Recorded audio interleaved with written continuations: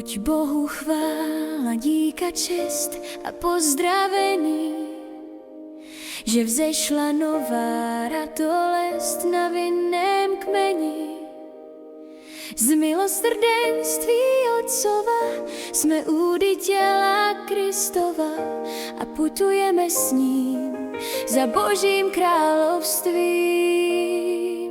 Teď k slovu pravdy, křesťané, nebuďme hluší, ať nám duch Boží zavane až do dna duší.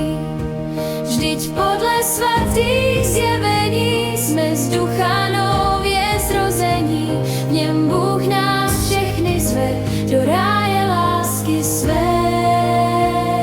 Co mluví Bůh, jsme slyšeli, jen dejme víru všech nejlepšímu příteli a králi míru.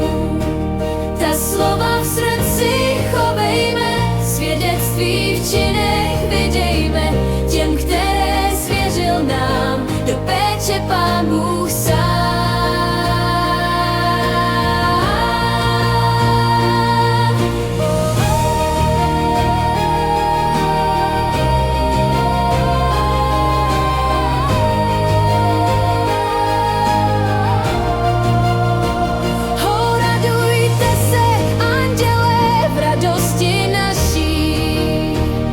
K duši posud jste mělé, sám duch se snáší, až ji svým světlem rozjasní, kmen církve si přivlastní tu mladou ratolest, ať plody může nést. Mária, Matko milosti, ty hvězdo stála, své dítko Otci z výsosti si v oběť dala.